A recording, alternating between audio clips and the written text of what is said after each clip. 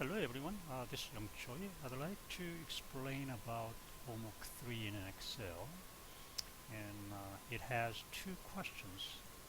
One is explained in the instructions G1 sheets, and this is about advanced filtering. The second question is explained in instructions G2 sheets, which is about airline ticket case, and that has two sheets. One is tickets, and where we need to fill up several columns by looking at the tables called VLOOKUP tables.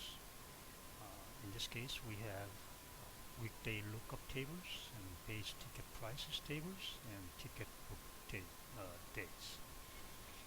Then, um, first of all, we need to format those tables.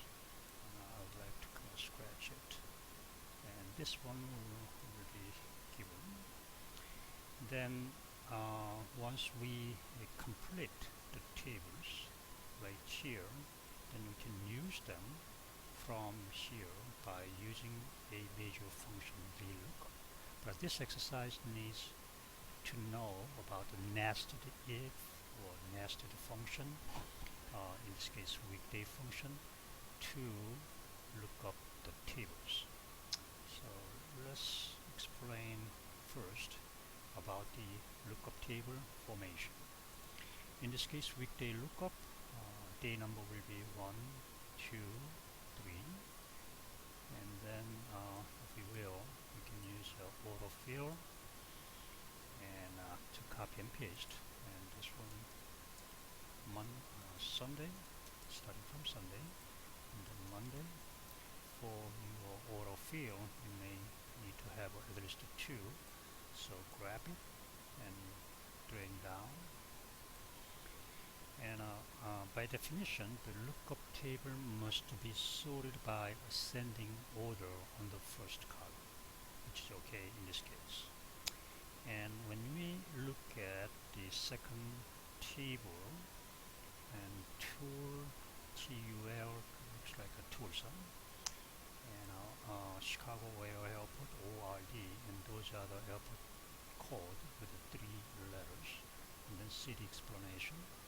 And then we need to be able to catch those information depending on their class, first class or coach class. So as you see, I just scrambled. Actually, this is descending order. So as I said, the table must be ascending order. So go to sort, and then column D. We didn't select any headers, so it should be A to Z. In your case, it's kind of scrambled.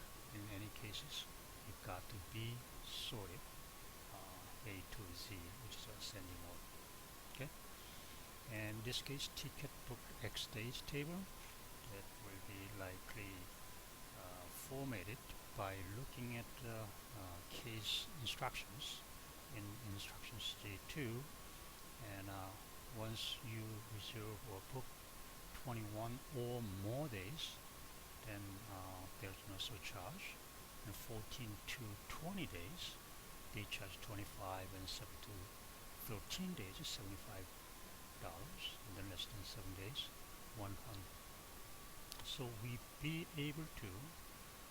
should be able to make a breakpoint, likely 0 to 7 days, they charge 100, and 7 to 14 days, in this case $75, and 14 to 21 will be $25. So based upon that information, we need to have 0 to 7 days will be 100, and then 7 to 14 days, that will be $75, and 14 to 21 days will be $25, then 21 days and 0 amount. So those are the cases depending on the number of days, how fast or how many days in advance to make a reservation. So before we use those tables, why don't we name them and use the name instead of a range of the data, which is a lot convenient for you to look up the tables. So grab the first row of the second row, actually, column head, and whole table like this, and then you can go to insert, create a table, and then table range including the headers. Okay, and that is named as table 4 right now, so you can rename it as like day 1. Hit enter. Actually, they don't like it. What about day?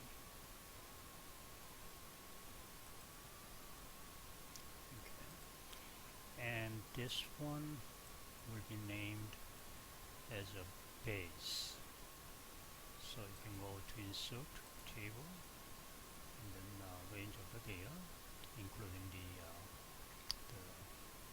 second row, in this case the column head, and you can put it in base.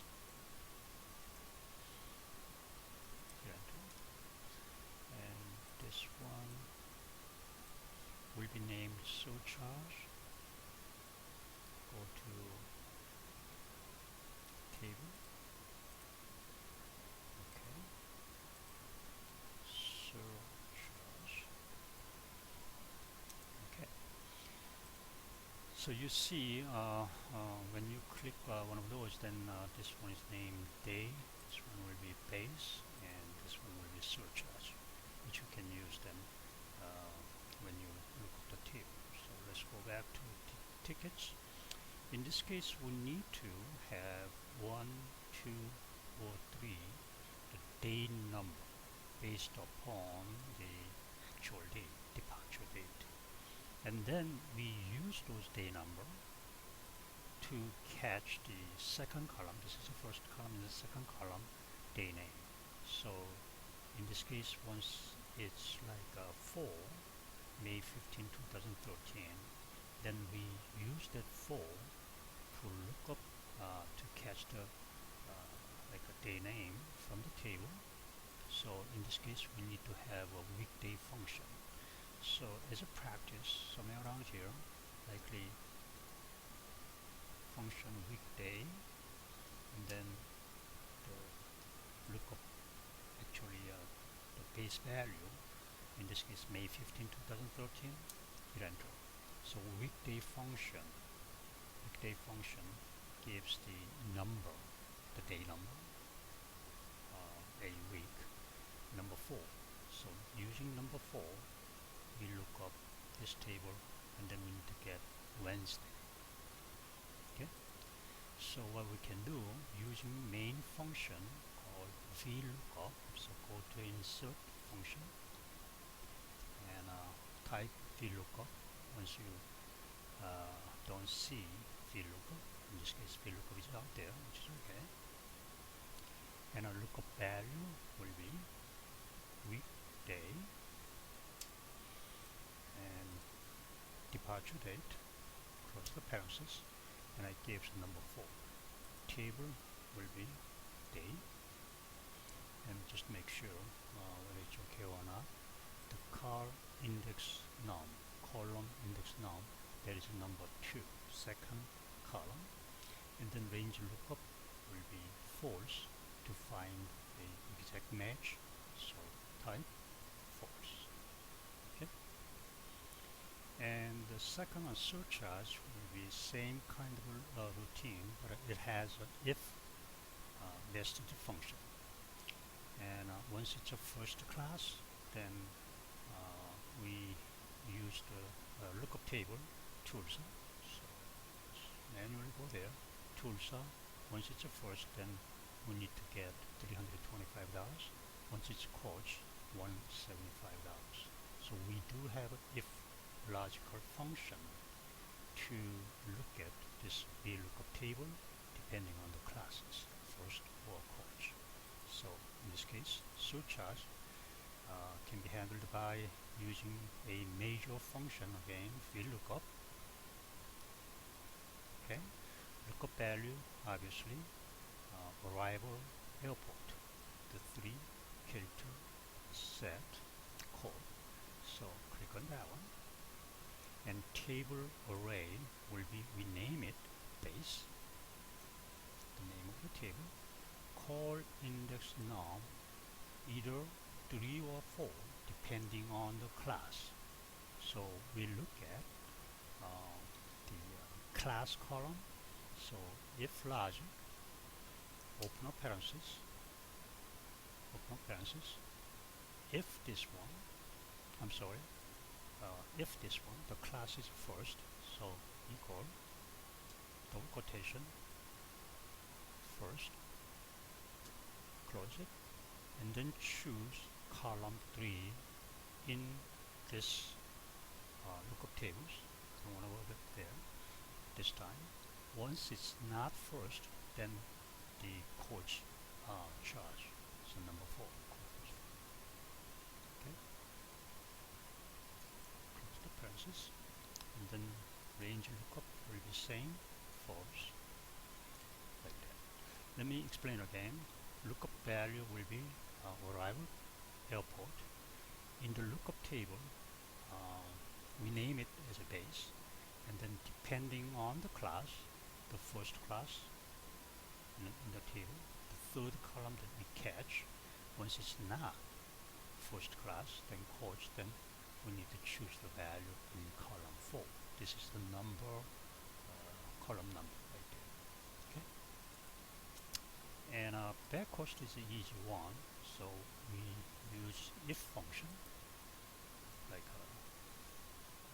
type it, choose it, and this one, check back, yes. So in this case,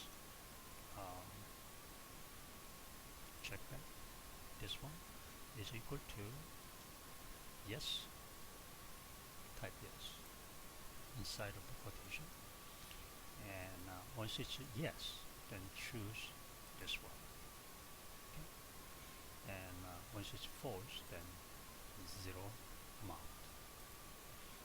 And our total cost is obviously just like equal sum total from here to here. By the way, when you finalize, just to make sure, look up the table, the lookup function, whether we need to make the cell address as an absolute address, which shouldn't be changed. So in this case, before is kind of variable when you try to copy and paste, and day is a fixed name, which you don't need to worry about, and a column number, let's just stay number 2, which is okay. And this one, default, that will be kind of variable, and a base, which is okay. And this one, number 3, number 4, that's a column number, number 3, number 4, which is okay. And an E4, that's a kind of variable, so let it go. And this one, let's take a look at likely F4, which is another variable, yes. And once it's true, then take this one. Oh, this one should be fixed. So moving cursor into the end of the cell address, and then F4.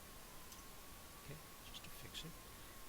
Looks like I1. Okay, for your likely autofill function to copy and paste, something like that. Okay, so something like that. Once it's not handled that way, then so in this case we don't have any back, no, so 0. So you can just check out all these things to fill. Okay. The most important is tables.